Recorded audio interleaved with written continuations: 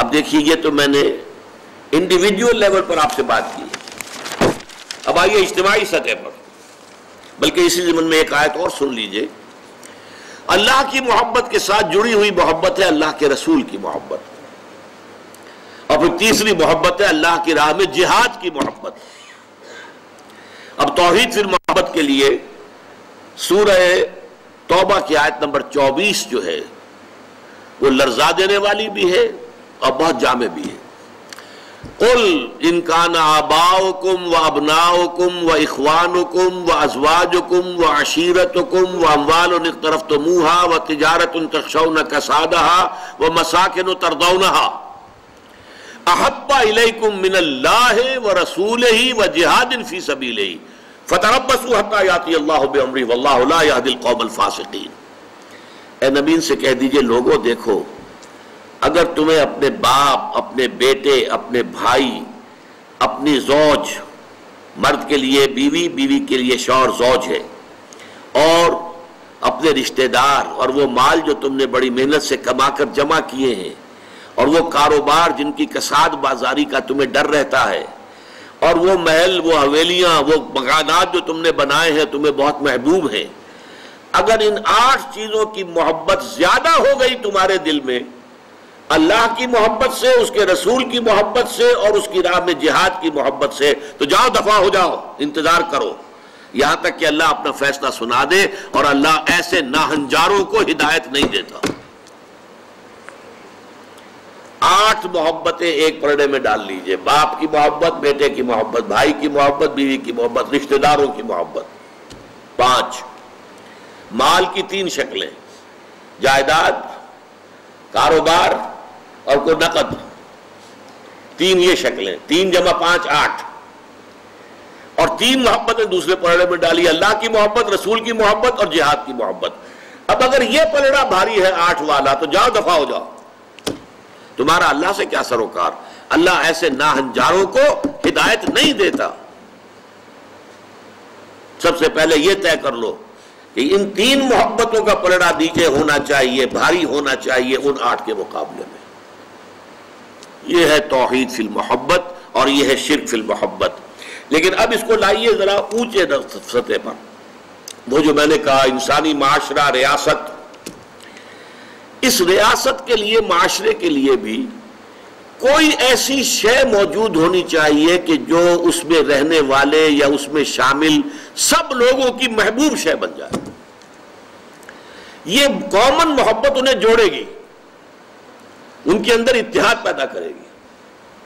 مثلا وطن کی محبت، وطن کی جے جے ہند، وطن کی عظمت کے گن گاؤ۔ قوم کی محبت، وطن پرستی، قوم پرستی، کوئی نظریہ پرستی، یہ بہت سی پرستشیں ہیں جن سے کہ لوگ پھر جڑے رہتے ہیں۔ نسل پرستی، لسان پرستی، زبان پرستی، یا آج کل جو آپ کو کہتے ہیں کہ یہ لسانی عصبیتیں اور یہ نسلی عصبیتیں، یہ بلوچ نیشنلزم، یہ پختون نیشنلزم، یہ سرائکی نیشنلزم، یہ ایک اردو والا نیشنلزم، 5ویں قومیت نکلی تھی ہمارے ہاں، یہ سب کچھ کیا ہے؟ یہ جمعیت کے لیے، لوگوں کو جوڑنے کے لیے، شیرازہ بندی کے لیے، انہیں متحد رکھنے کے لیے کوئی نہ کوئی شے محبوب ہو جانی چاہیے۔ اس اعتبار سے اس دور کا سب سے بڑا شرک وطن پرستی ہے۔ لیکن پھر دیکھیے، میں بات آپ سے عرض کر رہا ہوں، علماء کرام اس کو نہیں پہچان پائے، اس کو پہچانا ہے تو علامہ اقبال نے پہچانا ہے۔ اس دور میں میں اور ہے، جام اور ہے، جم اور، ساقی نے بنا کی روش لطف و ستم اور، تہذیب کے آذر نے ترشوائے صنم اور، مسلم نے بھی تعمیر کیا اپنا حرم اور، ان تازہ خداؤں میں بڑا سب سے وطن ہے، جو پیرہن اس کا ہے وہ مذہب کا کفن ہے۔ نظارہ دیری نہ زمانے کو دکھا دے، اے مصطفی خاک میں اس بت کو ملا دے۔ یہ وطن پرستی شرک، اس دور کا سب سے بڑا شرک۔ نیشنلزم جو ہے وہ لوگوں کو جمع کرنے والی شے ہے۔ ہماری قوم، ریشیل نیشنلزم بھی ہوتا ہے، نسلی قومیت، اور آج کل نیشنلزم جو ہے وہ علاقائی ہوتا ہے، ٹیریٹوریل نیشنلزم، ایک ملک میں رہنے والے جو ہے وہ سب ایک قوم ہے اور اپنے ملک سے محبت سب سے اوپر کر دیں۔ یہ ہے در حقیقت علامہ اقبال نے جس کو کہا کہ وطن ایک تو ہے وطن سے محبت ہونا، وہ ٹھیک ہے، حب الوطن من الایمان حدیث ہے، گفتار نبوت میں وطن اور ہی کچھ ہے اور گفتار سیاست میں وطن اور ہی کچھ ہے۔ وطن جب آتا ہے ایک پولیٹیکل کانسیپٹ کی حیثیت سے وہ معبود بنتا ہے، اس معبود کی ایک نماز ہے، آپ کھڑے ہو جاتے ہیں، ترانہ پڑھا جا رہا ہے اور آپ کھڑے ہیں جھکے ہوئے، سر جھکا کر کھڑے ہیں، یہ قنوت جو ہے یہ کس کے لیے ہو رہا ہے؟ وطن کے دیوتا کے لیے ہو رہا ہے۔ وطن کے دیوتا کا ایک اور ہے سلامی، جھنڈے کو سلامی دی جا رہی ہے، جھنڈا وہ علامت ہے آپ کے وطن کی۔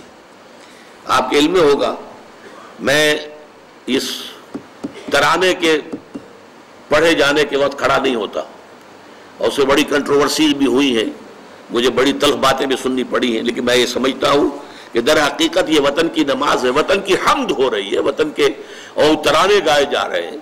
در حقیقت یہ اجتماعی سطح پر پولیٹیکل سائنس کے اعتبار سے آج وطن جو ہے وہ جو ہے ایک معبود کی شکل اختیار کر گیا ہے۔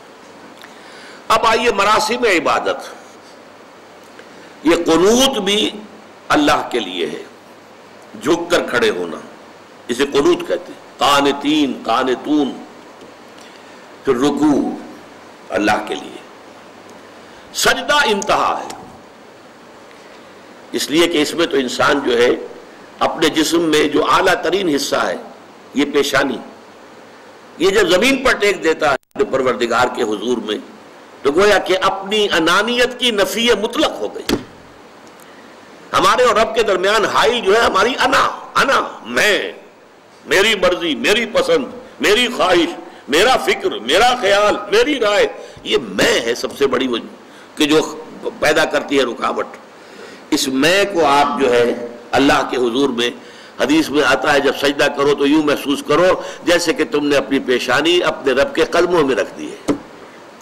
یہ کیفیت سجدہ جو ہے یہ اس کا عروج ہے، اس لیے حضور نے فرمایا اقرب ما یکون العبد الی اللہ فی السجود، بندہ قریب ترین جو ہوتا ہے اپنے رب سے وہ سجدے کی حالت میں ہوتا ہے، اس کی نفسانیت اور اس کی انانیت کی نفی مطلق ہو گئی، اب درمیان میں کوئی شے حائل نہیں ہے تو قریب ترین ہو گیا۔ یہ سجدہ جو ہے یہ سابقہ شریعتوں میں سجدہ تعظیمی کی حیثیت سے جائز تھا۔ حضرت یوسف علیہ السلام کو ان کے والدین نے اور 11 بھائیوں نے سجدہ کیا، قرآن مجید سے ثابت ہے، اور سجدہ تعظیمی کہلاتا تھا یہ۔ لیکن شریعت محمدی میں آ کر توحید کی جو تکمیل ہوئی ہے اس کا ایک مظہر یہ ہے کہ سجدہ کسی کے لیے نہیں ہے سوائے اللہ کے۔ مغل دربار میں سجدہ تعظیمی رائج تھا، بادشاہوں کی شان، وہ تو بادشاہت میں جو کچھ ہوتا ہے سب مغلوں کے ہاں تھا۔ سجدہ تعظیمی اور فتوے دے رکھے تھے علماء نے کہ جائز ہے۔ شیخ احمد سرہندی کھڑے ہو گئے کہ نہیں حرام ہے، ان کی پیشی ہو گئی، عدالت بادشاہ کے دربار میں حاضری ہو رہی ہے، لوگوں نے کہہ دیا کہ وہ جھکے گا نہیں، لہذا ایسا کرو کہ ایک دیوار سی بناؤ، اس میں کھڑکی بناؤ، تو بادشاہ کی طرف جاتے ہوئے اسے اس کھڑکی میں سے گزرنا پڑے گا تو سر جھکا کے گزرے گا۔ حضرت مجدد الفسانی جب وہاں سے گزرے تو پہلے اپنی ٹانگیں نکالی پھر سر نکالا۔ گردن نہ جھکی جس کی جہانگیر کے آگے، جس کے نفس گرم سے ہے گرمی احرار۔ حاضر ہوا میں شیخ مجدد کی لحد پر، وہ خاک کے ہے زیر فلک مطلع انوار، وہ ہند میں سرمایہ ملت کا نگہباں، اللہ نے بر وقت کیا جس کو خبردار۔ گردن نہ جھکی جس کی جہانگیر کے آگے، جس کے نفس گرم سے ہے گرمی احرار۔ یہ ایک بہت بڑا مجاہدہ تھا جو حضرت مجدد الفسانی رحمۃ اللہ علیہ نے کیا، اور جہانگیر گویا کہ ایک طرح سے اس کی توہین ہو گئی، پھر جیل میں ڈال دیے گئے، جیل ہی برداشت کی۔ سجدہ اللہ کے سوا کسی کو نہیں، بلکہ رکوع بھی نہیں ہے، اور اب تو یہ کہ جھکنے سے بھی ہمیں روک دیا گیا ہے، اگرچہ ایک تھوڑا سا تو ہوتا ہے، کوئی آپ کے بزرگ آئے ہیں تو ان سے ملتے ہوئے خود بخود